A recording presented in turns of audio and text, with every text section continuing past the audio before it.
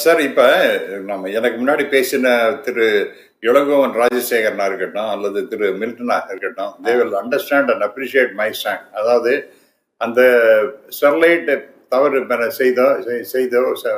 செய்தது பற்றி உறுதிப்படுத்தப்பட்டு சுப்ரீம் கோர்ட்டால மூடப்பட்டு விட்டது. அதனால அதுக்காக நாம இன்னைக்கு அழுது புலம்ப வேண்டிய அவசியம் கிடையாது. சரி. So that is over. அந்த சாப்டர் க்ளோஷர் இஸ் ஃபைனல், அவ்வளவுதான். அதே மாதிரி நான் திருப்பி சொல்றதுன்னா 13 பேர் இறந்ததுங்கிறது ரொம்ப ரொம்ப துரதிருஷ்டவசமானது.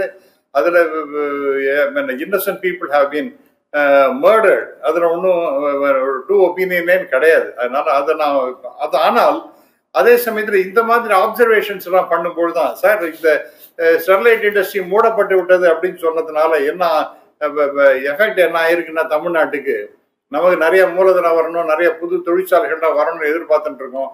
ஆனால் நடக்கிறதான்னு பார்த்தீங்கன்னா, JSW குரூப் அவங்க ஒரு 40,000 கோடி இன்வெஸ்ட் பண்றாங்க விட்டு வந்தவங்க இந்த ஸ்டெர்லைட் பிரச்சனையை பார்த்தாங்க. போனாப்பா நமக்கு இந்த மாதிரி பிரச்சனை இருக்கும்போது இங்கே நான் என்னத்துக்கு வரணுங்கிறதாக போயிட்டாங்க. அங்கே they have gone to Odisha. இதனுடைய எஃபெக்ட் பாருங்க. Spill over we have lost 40,000 crores of rupees investment in Thoothukudi.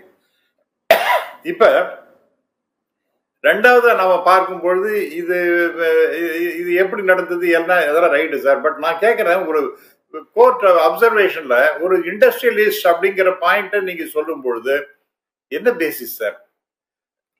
இது நீங்களும் பேசினா பரவாயில்ல சார். ஸ்பெசிபிக்கா ஒரு கோர்ட் இஸ் ஒரு பெஞ்ச் இஸ் சேயிங் ஒரு industry at the highest of an industrialist இதெல்லாம் நடந்திருக்கு. அப்ப அவங்க யாருன்னு அதை குறிப்பிட வேண்டாமா நான் தான் கேட்கிறேன். இதுல நியாயம் இருக்கா இல்லையா? ஒண்ணு. ரெண்டாவது, இதே மாதிரி நீங்க இப்ப அந்த போலீஸ் அபிஷியல், எஸ் அது தப்பு தான். அதாவது அந்த ஜமாபந்திக்காக கலெக்டர் போனது, leaving the matter to be decided at the sub collector level அப்படிங்கறதெல்லாம் it is not fair at all. அதெல்லாம் நான் அந்த மறுபடியும் அதுக்குள்ள போக விரும்பல. ஏன்னா அது இப்ப ரெண்டாவது விஷயம், இப்ப இந்த மாதிரி போலீஸ் அபிஷியல்ஸ் மேல அவங்க தப்பானாங்கன்னா டெஃபினட்டா நம்ம யாரும் ப்ரொடெக்ட் பண்ணணும்னு நம்ம சொல்லவே இல்லை. டெஃபினட்டா yes, they have to be taken to task, appropriate action has to be taken. But இப்ப இந்த மாதிரி ஒரு ஆர்டர் ஒன்று வச்சுப்போம். அதாவது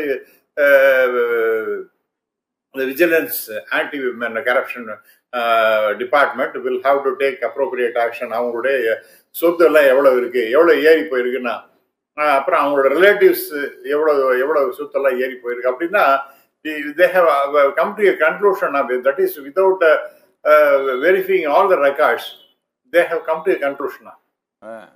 இது எப்படி சார் ஏத்துக்க முடியும்? அதாவது இந்த மாதிரி ஒரு ஜட்ஜ்மெண்ட் இந்த மாதிரி ஒரு சொல்றதுனால வரக்கூடியது என்னன்னா, ஃபைனல் ஜட்ஜ்மெண்ட் ஹாஸ் பீன் டெலிவர்டுங்கிற மாதிரி கிட்டத்தட்ட ஒரு உறுதிப்படுத்துறதுங்கிறது இதுதான்.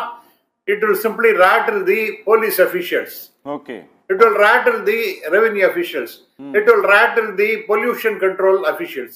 இப்ப இவங்க எல்லாருமே நமக்கு என்னடா ஏதோ ஒண்ணு நடந்துட்டு போட்டோம் அப்படிங்கிற மாதிரி ஒதுங்க ஆரம்பிச்சாங்கன்னா, is it good for the administration of this state? இல்ல இதுதான் என்னுடைய சார். இல்ல என்னோட இது என்னன்னா, நீதிமன்றம் என்ன பண்ணிருக்கு, என்ன சொல்லி இருக்குன்னா, அந்த காலகட்டத்தில் அங்கு பணியாற்றிய போலீஸ் அதிகாரிகள், அரசு அதிகாரிகள், ரெவென்யூ ஆபீசர்ஸ்னுடைய சொத்துக்களை குறித்து கணக்கெடுக்கணும்ட்டு லஞ்ச ஒழிப்புத்துறைக்கு உத்தரவு போட்டிருக்காங்க.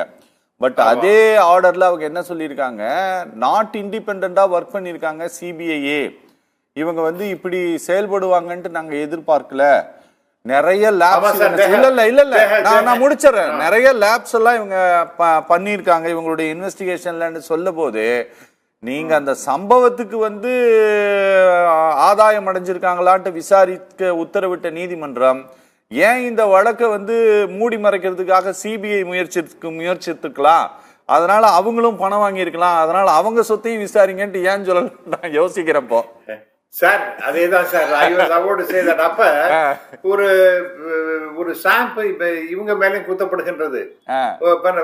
நீடல் of suspicion is towards the CBI also. ஆமா சார். அது நான் இல்ல நான் சார் இருக்கட்டுமே சார், நான் என்ன சொல்றேன்னா needle of suspicion is towards CBI also. அவங்க சரியா பண்ணல, ப்ராபபிலியா யார் யார் இன்வெஸ்டிகேட் பண்ணாங்களோ அந்த யார் இந்த மாதிரி ஒரு ரிப்போர்ட்டை கொடுத்தாங்களோ அவங்க மேலேயும் அவங்கள பத்தியும் ஒரு இன்வெஸ்டிகேஷன் பண்ணி அவங்கள பத்தியும் டீடைல்ஸ் எல்லாம் கலெக்ட் பண்ணி அவங்க சொத்துக்கள்லாம் அதிகமா எடுத்தா அப்படிங்கிற டிஸ்ப்ரப்போர்ஷனேட் எடுத்து அவங்களுக்கு வந்திருக்கா அப்படிங்கறத பத்தி கூட அடுத்த ஸ்டேஜுக்கு வரலாம்.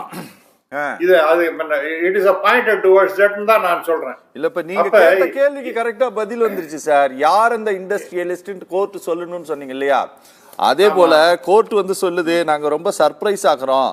See that a resourceful, talented and the prime investigative agency of this country is not independent ன்னு சொல்றாங்க.